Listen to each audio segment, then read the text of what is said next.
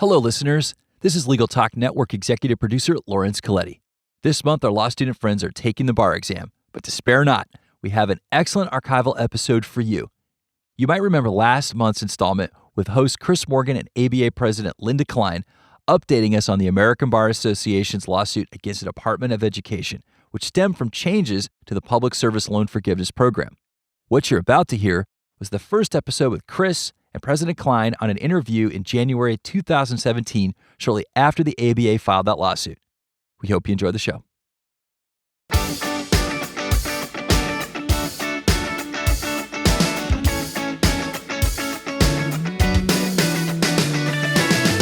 Welcome to the official ABA Law Student Podcast, where we talk about issues that affect law students and recent grads, from finals and graduation to the bar exam and finding a job. This show is your trusted resource for the next big step. You're listening to the Legal Talk Network.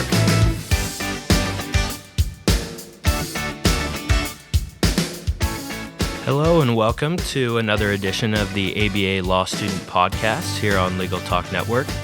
I'm Chris Morgan, governor of the ABA Law Student Division's 12th Circuit and a 3L at the Gonzaga University School of Law in Spokane, Washington. Our show today is sponsored by the American Bar Association's Law Student Division, and in this monthly podcast, we cover topics of interest to you, law students and recent grads. We hope this show is a trusted resource for all of our listeners. For this show, Linda Klein, president of the American Bar Association, joins us. Linda earned her JD at Washington and Lee Law School in Virginia and is the senior managing shareholder at Baker Donelson. She's listed in Best Lawyers in America, Who's Who in America, and Chambers USA. She's also regularly named to Super Lawyers Top 100 in Georgia. Hey, Linda, thanks for joining us today on the show to talk a little bit about the Public Service Loan Forgiveness Program and kind of some of the things that have come up with that the last several months. I'm glad to be here, and I'm very interested in talking about this topic today and sharing with all the law students in America. Great. So it might be best to start with a little bit of background about Public Service Loan Forgiveness and how the program was enacted back in 2007. Interestingly, the ABA has been a champion of public service loan forgiveness from the time it was conceived, and that was in probably about 2004. And the ABA worked with Congress over several years, and then it was signed into law by the second President Bush, George W. Bush, in October of 2007. And the purpose was to provide incentives for graduates, and it's not just law schools, for graduates to pursue full-time public service careers by giving them a forgiveness of their student loan debt balance if they made timely loan payments for 10 years, while they were working in public service jobs. And the formula for what they would be paying back is roughly 10% of their income, and they measured that monthly. So the program defines public service jobs as those providing public interest law services, public education, public service for people with disabilities, public service for the elderly. Those are just some examples. And there's an estimate from the Congressional Budget Office that said that there could be as many as 432,000 borrowers on student loans that could be involved with the program. Of course, we don't know how many will seek loan forgiveness. And of course, it's not 10 years yet. But there was a time, and the Law Student Division was deeply involved with the ABA on this, and I know I got involved in it too, where there was a discussion in Congress that public service loan forgiveness would be zeroed out in the budget. And I'm talking about last year and the year before in the Obama administration in the last Congress. And the ABA started a social media campaign, Save Loan Forgiveness, and it was hashtag loan the number 4 and forgiveness. We're not talking about that right now. We're talking about people who have been in the Public Service Loan Forgiveness Program, some for as many as 9 years. And that's what the lawsuit is about. So we're going to be talking about that, and I guess I'll go ahead and answer your further question. All right. So again, just to kind of catch everyone up to speed, I think it was back on the 20th of December, the ABA decided to file suit against the Department of Education based on retroactive denial of people who had already been in the program. Is that correct? That's exactly right, but maybe technically I can clean up exactly the history a little bit, and I'd like to tell everybody the entire history.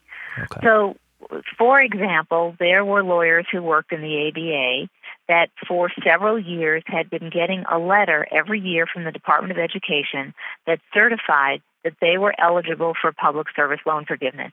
In fact, the letters, which I believe are attached to the complaint that we filed in the federal court in Washington, say you've got this many qualifying months, and if you do this many more qualifying months, your loan balance will be forgiven at the end. And then, mysteriously, last spring, they started receiving letters that said, you know all those letters you got in the past? We take it all back. And that was just unfair. And the ABA believes that we need to hold the Department of Education accountable for the promises it made to these lawyers that made the choice to dedicate their careers to public service. And many of these people entered into these professional careers carrying debts well into the six figures, and they didn't choose lucrative jobs. They opted for public service. So we at the ABA said that these lawyers relied on a promise that the Department of Education made to them. If you make your loan payments in full, on time, at the reduced fee while working in a public service job, then after 10 years, the remaining debt will be forgiven. And so there are 4 named plaintiffs in this lawsuit, and the Department of Education told 3 of them that they were working in these qualified jobs, they were on track for loan forgiveness, and then they did a total about-face. They pulled the rug out from under them, no warning, no logical explanation, and they were told that their years of public service counted for nothing as far as the program went, despite these previous assurances that they were qualified for the program. And this is very upsetting. These lawyers made a financial decision, a career decision. They made life decisions based on the promises of the Department of Education. And the American Bar Association believes that the Department of Education must be held responsible and they must honor these promises. I want to assure everyone that the lawsuit was not just filed on a whim. The ABA tried to engage with the Department of Education over several months. There were meetings at the Department of Education. I attended a meeting at the Department of Education with the executive director of the American Bar Association, with the president-elect of the American Bar Association. In fact, even with the lawyer from our ABA Government Affairs Office that was involved in the years before public service loan forgiveness even became a law.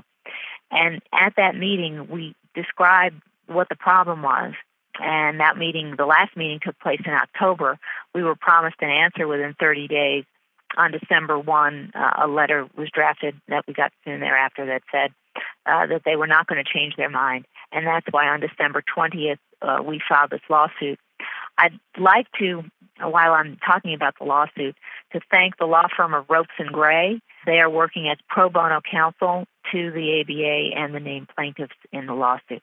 That's great. So, yeah, I was going to get to that. It sounds like based on the complaint, the ABA did reach out to the Department of Education and kind of try and talk through it with them and see where they were at. Is it just the start of the department tightening up on individuals in the program, or are they wanting to limit the definition of service just for the fact that they don't want to pay out the money at the end of the term? Or is there some other explanation? Well, I guess we wish we knew. One of the plaintiffs, and this is detailed in the lawsuit, one of the named plaintiffs filed a Freedom of Information Act request and said, tell us why you did this. And the department told her that there were 200 pages of responsive documents, and they sent her 198 blank pages. They redacted 198 pages. So we don't know. They claim that they were redacted because this was part of the deliberative process, but the deliberative process is over once they've made a decision. So we don't know. We wish we did know, but we don't know what was behind the department's thoughts here.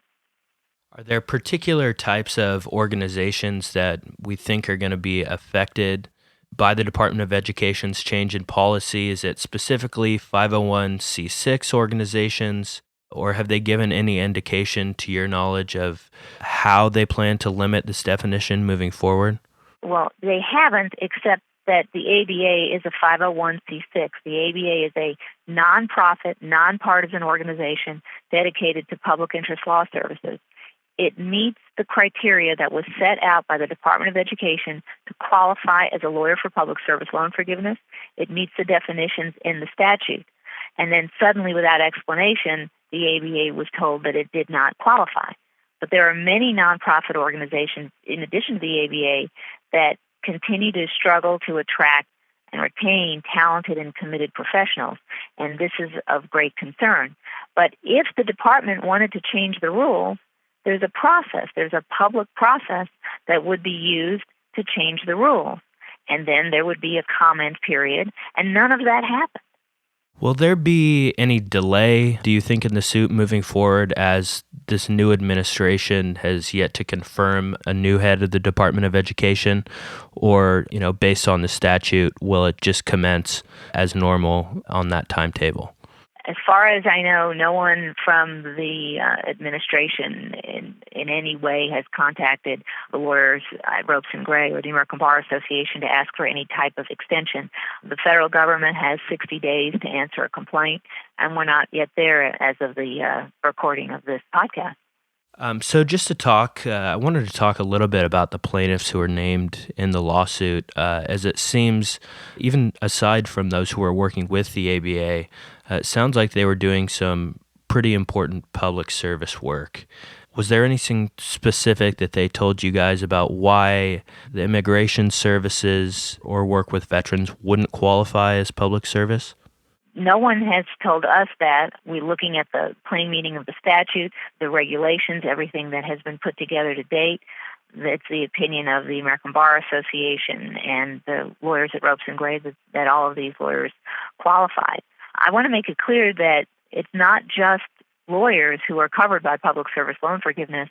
The idea behind public service loan forgiveness was to be sure that we had people, particularly after the recession, that would pursue advanced degrees and use those advanced degrees to help close the gap between the demand on public service and the ability to meet the demand. This was the congressional intent behind public service loan forgiveness. It was to get more people with graduate degrees into public service.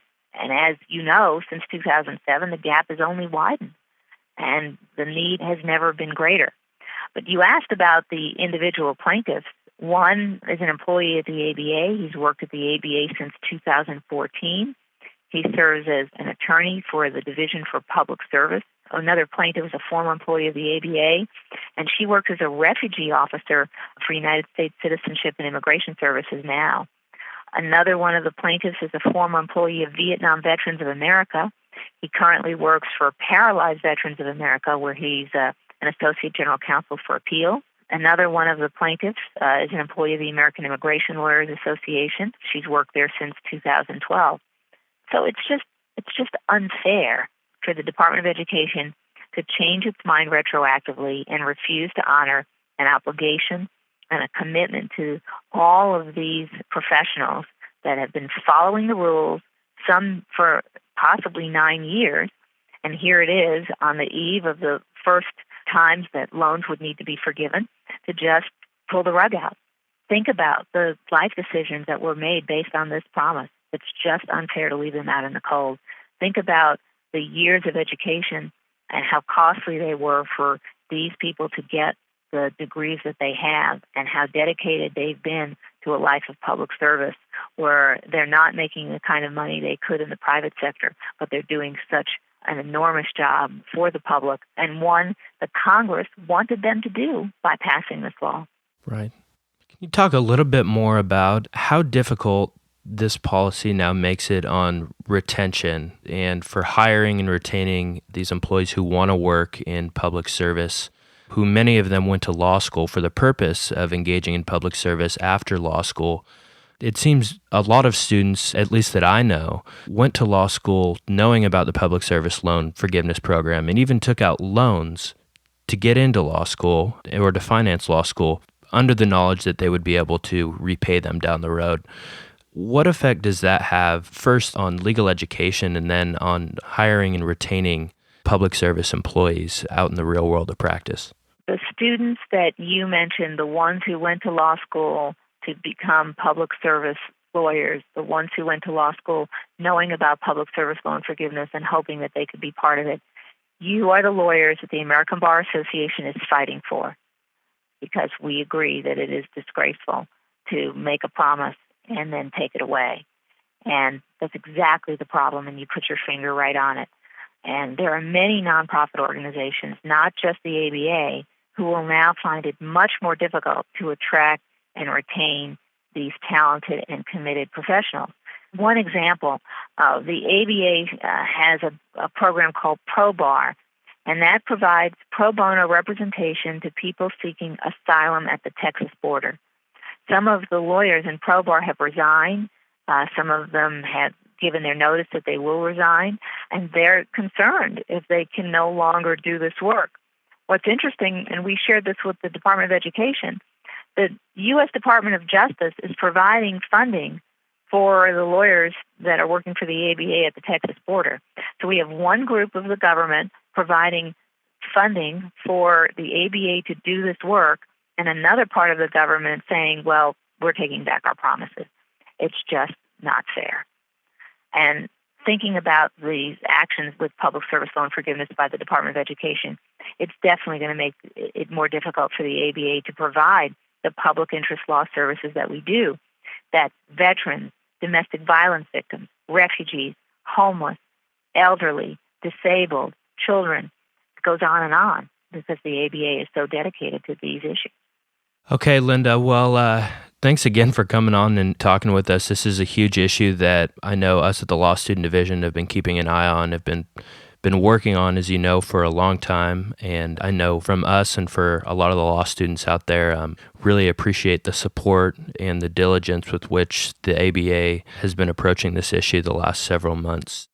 All right, so before we finish up here, just one last question for you, Linda. For our listeners out there who want to follow up with you and learn a little bit more, how can they reach out to you? You can reach me at abapresident@americanbar.org.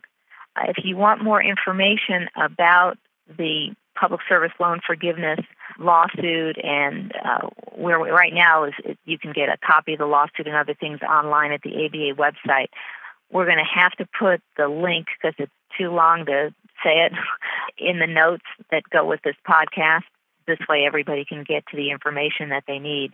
But I'd like to say one more thing. If you're a law student and you're interested in public service jobs, there are other programs likely besides public service loan forgiveness. The ABA is going to continue to fight for public service loan forgiveness. We intend to win, but you need to be very aware that the public service loan forgiveness program is part of discussions in Congress about how far it might go forward. And for those of you who are already part of the public service loan forgiveness program, it's part of this litigation. So you need to be very careful. You need to do all of your homework. Thanks again, Linda, for joining us. Looking forward to seeing you down at ABA Midyear in Miami. We're looking forward to seeing everyone at the ABA Midyear meeting in Miami, and it will be starting February 2nd and go through February 6th. So we're looking for better weather than there is in Spokane today, that's for sure. Yeah, I hear that. Thanks again, Linda, for coming on. Really appreciate it. My pleasure. Thank you very much, and thanks for your continuing interest in public service loan forgiveness. I have a feeling that there'll be more to talk about between now and the annual meeting. Of course. We'll talk to you soon. We hope you've enjoyed another episode of our podcast. We encourage you to subscribe to the ABA Law Student Podcast on iTunes so you don't miss an episode, and take time to rate and review us as well. You can also reach us on Twitter at ABALSD using the hashtag LawStudentPodcast. We'd love to hear what's on your mind. I'm Chris Morgan, and thank you for listening to the ABA Law Student Podcast here on Legal Talk Network. Until next time, take care.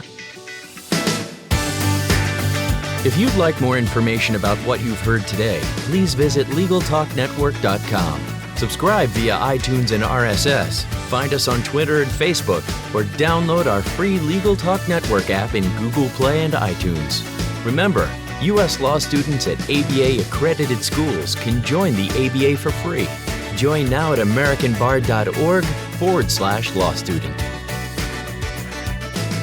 The views expressed by the participants of this program are their own and do not represent the views of, nor are they endorsed by, Legal Talk Network, its officers, directors, employees, agents, representatives, shareholders, and subsidiaries. None of the content should be considered legal advice. As always, consult a lawyer.